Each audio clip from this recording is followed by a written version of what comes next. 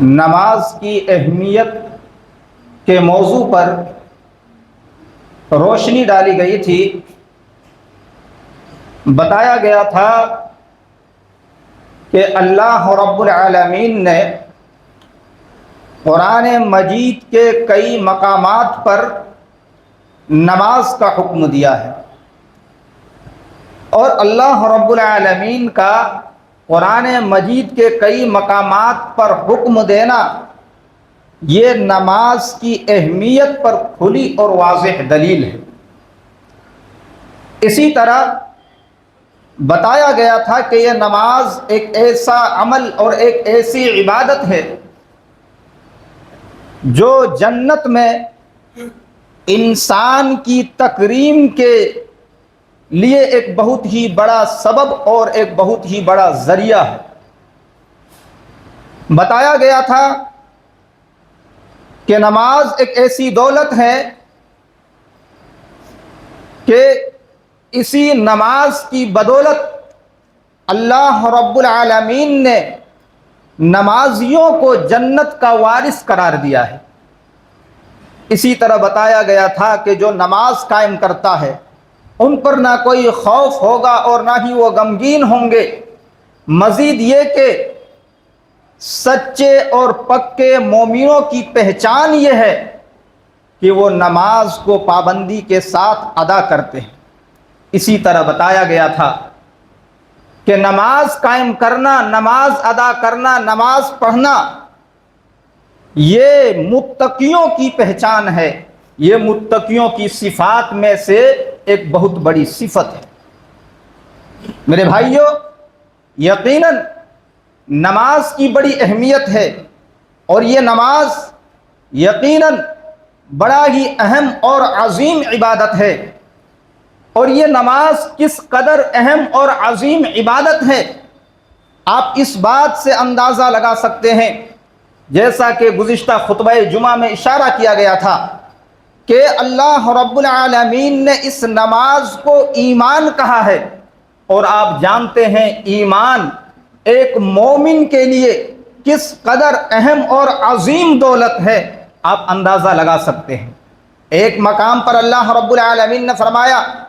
ان الذین کفروا وماتوا وهم کفار فلن يقبل من احدهم ملء الارض ذهبا ولو افتدى به۔ اللہ رب العالمین نے فرمایا کہ یقیناً وہ لوگ جنہوں نے کفر کیا اور حالت کفر میں اس دنیا سے کوچ کر گیا، حالت کفر میں ان کا انتقال ہو گیا، تو وہ قیامت کے دن اللہ رب العالمین کی بارگاہ میں، اللہ رب العالمین کے سامنے، اللہ رب العالمین کے عذابات سے بچنے کے لیے، جہنم میں داخل ہونے سے اپنے آپ کو بچانے کے لیے زمین بھر کا سونا دینا چاہے گا، زمین بھر کا سونا دینا چاہے گا۔ اللہ رب العالمین فرماتا ہے فَلَن يُقْبَلَ مِنْ أَحَدِهِمْ مِلْءُ الْأَرْضِ ذَهَبًا، لیکن اللہ رب العالمین ایسے انسان کا زمین بھر کا سونا ایکسپٹ نہیں کرے گا، ریجیکٹ کر دے گا۔ کیوں؟ اس لیے کہ اس کی موت حالت کفر میں ہوئی تھی، اس کے پاس ایمان کی دولت نہیں تھی، اور یہ ایمان اس قدر عظیم دولت ہے کہ زمین بھر کا سونا بھی اس ایمان کی بھرپائی نہیں کر سکتا۔ میرے بھائیوں، آپ اندازہ لگا سکتے ہیں کہ ایمان کس قدر اہم اور عظیم دولت ہے، اور اللہ رب العالمین نے نماز کو بھی ایمان کہا۔ آپ نے سنا ہوگا کہ تحویل قبلہ کا حکم آنے سے پہلے تمام مسلمان صحابہ کرام بیت المقدس کی طرف رخ کر کے نماز پڑھا کرتے تھے، لیکن جب تحویل قبلہ کا حکم آیا تو تمام صحابہ کرام خانہ کعبہ کی طرف رخ کر کے نماز پڑھنے لگ گئے۔ لیکن اس چیز کو لے کر تمام صحابہ کرام پریشان تھے، ہمیشہ اور ہر وقت اس سوچ میں رہتے تھے کہ اب تک ہم نے جو نمازیں پڑھی ہیں کہیں ہماری وہ ساری نمازیں ضائع اور برباد نہ کر دی جائے۔ وہ ہمیشہ اس سوچ میں رہا کرتے تھے۔ اللہ رب العالمین نے صحابہ کرام کی اس حالت کو دیکھا، اللہ رب العالمین نے آیت کریمہ نازل فرما دی، وَمَا كَانَ اللَّهُ لِيُضِيعَ ایمانکم، کہ یقیناً اللہ رب العالمین تمہارے ایمان کو ضائع نہیں کرے گا۔ صحابہ کرام کس چیز کو لے کر فکر مند تھے؟ نماز کو لے کر، کہ اب تک ہم نے جو نمازیں ادا کی ہیں کہیں ہماری وہ ساری نمازیں برباد نہ کر دی جائیں۔ تو اسی نماز کے متعلق اللہ رب العالمین نے فرمایا کہ تمہارے ایمان کو، یعنی تمہاری نماز کو اللہ رب العالمین ضائع نہیں کرے گا۔ میرے بھائیو، نماز بڑی اہم عبادت ہے۔ یہی وجہ ہے کہ جب نبی کریم صلی اللہ علیہ وسلم نے معاذ بن جبل رضی اللہ تعالی عنہ کو یمن کی طرف گورنر بنا کر کے بھیجا، تو اللہ کے نبی صلی اللہ علیہ وسلم نے معاذ بن جبل رضی اللہ تعالی عنہ کو وصیت اور نصیحت کی کہ معاذ، آپ یمن کی طرف جا رہے ہیں، آپ اہل کتاب کی طرف جا رہے ہیں، آپ انہیں جس چیز کی دعوت دینا ہے، آپ کو جس چیز کی دعوت دینا ہے، ان میں سے سب سے پہلی چیز یہ ہے کہ آپ انہیں بتائیں کہ اللہ رب العالمین کے علاوہ کوئی حقیقی معبود نہیں، یعنی اللہ رب العالمین کی وحدانیت کی دعوت دینا ہے، توحید کی دعوت دینا ہے۔ جب وہ لوگ تسلیم کر لیں، جب وہ لوگ مان لیں، تو پھر انہیں دعوت دینا کہ اللہ رب العالمین نے دن اور رات میں 5 وقت کی نماز تم پر فرض کی ہے۔ یعنی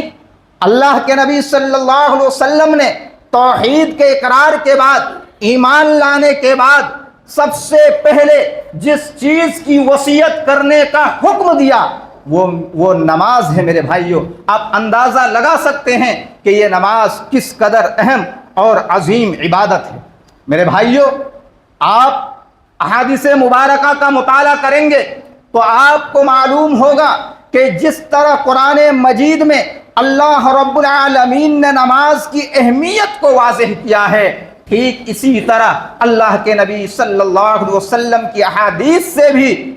نماز کی اہمیت واضح ہوتی ہے۔ وہ مشہور حدیث آپ نے بارہا سنا ہوگا، اللہ کے نبی صلی اللہ علیہ وسلم نے فرمایا، بنی الاسلام علی 5، شہادت اللہ الہ الا اللہ وان محمدا عبدہ ورسولہ وإقام الصلاة وإيتاء الزکاة وحج بیت اللہ وصوم رمضان۔ اللہ کے نبی صلی اللہ علیہ وسلم نے فرمایا کہ اسلام کی بنیاد 5 چیزوں پر رکھی گئی ہے۔ نمبر 1 کہ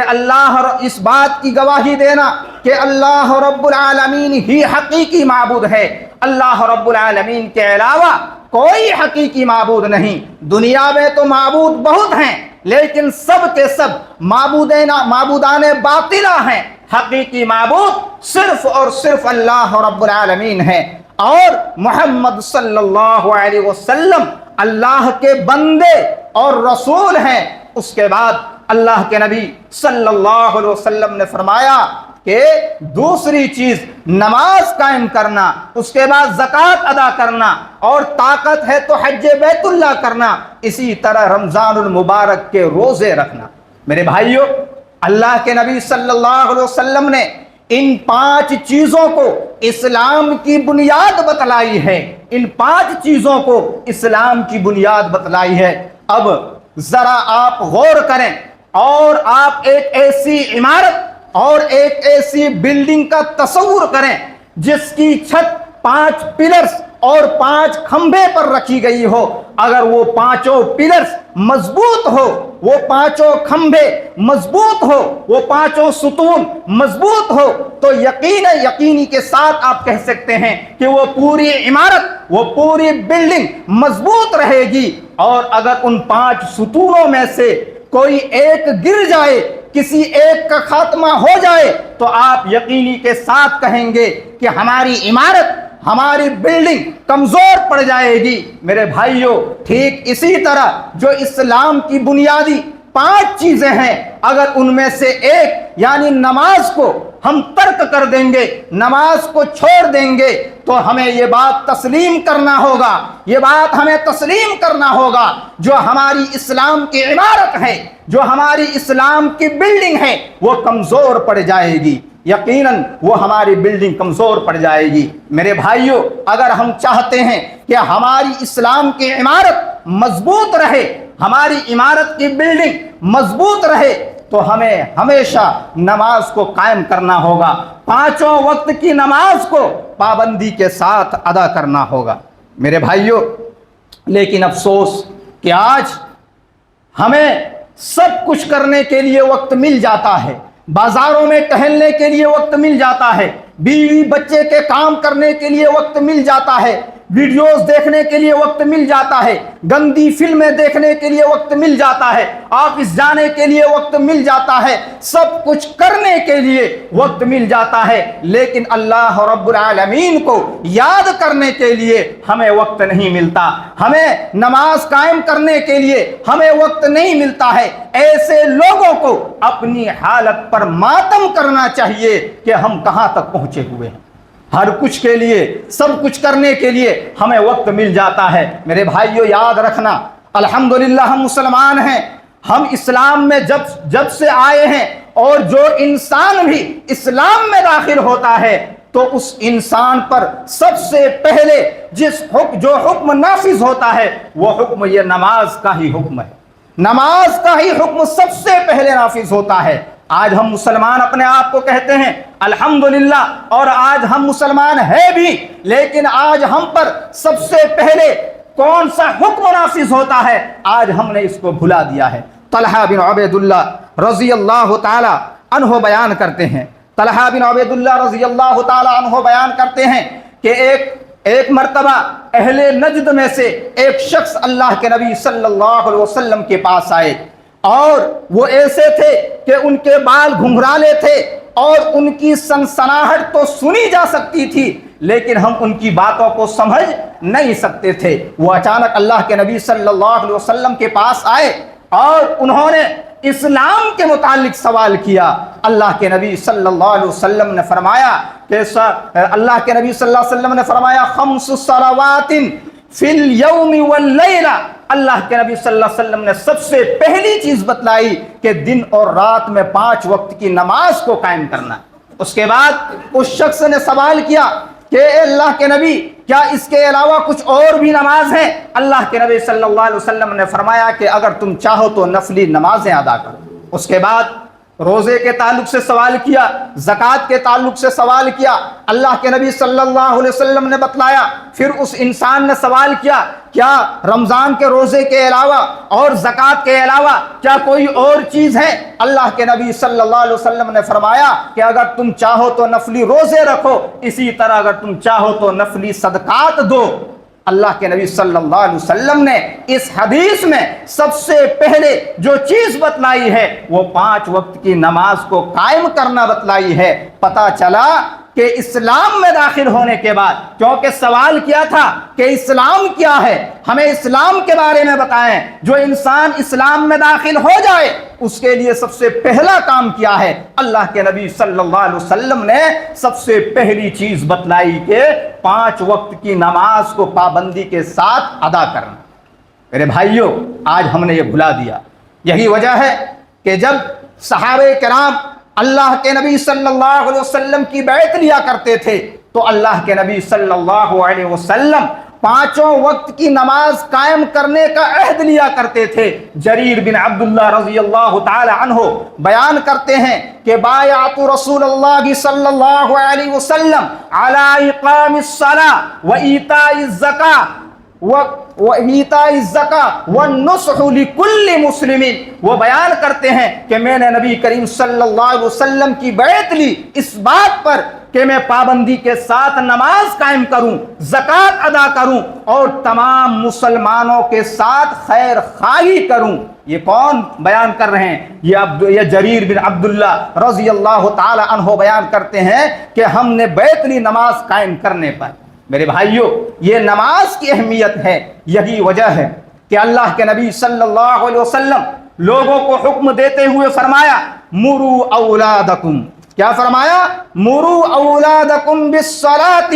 مروا اولادکم بالصلاۃ وہم ابناء 7 سنین۔ اللہ کے نبی صلی اللہ علیہ وسلم نے فرمایا کہ جب تمہاری اولاد 7 سال کے ہو جائیں، جب تمہاری اولاد 7 سال کے ہو جائیں تو انہیں نماز کا حکم دو۔ مجھے لگتا ہے کہ آج شاید کہ لوگوں نے اس جملے کو 60 سال سمجھ لیا ہے۔ یہی وجہ ہے کہ آج لوگ 7 سال میں حکم نہیں دیتے، بلکہ جب انسان 60 سال کی عمر پہنچ جاتے ہیں تب جا کر کے انسان ایک دوسرے کو نماز کا حکم دیا کرتے ہیں۔ میرے بھائیوں، یاد رکھنا، اپنے ذہن و دماغ میں یہ بیٹھا لیں، 60 سال نہیں بلکہ 7 سال ہے، 7 ایئرس ہے۔ اللہ کے نبی صلی اللہ علیہ وسلم نے فرمایا کہ جب تمہاری اولاد 7 سال کے ہو جائیں تو انہیں نماز کا حکم دو۔ اس کے بعد آگے اللہ کے نبی صلی اللہ علیہ وسلم نے فرمایا وَاضْرِبُوهُمْ عَلَيْهَا،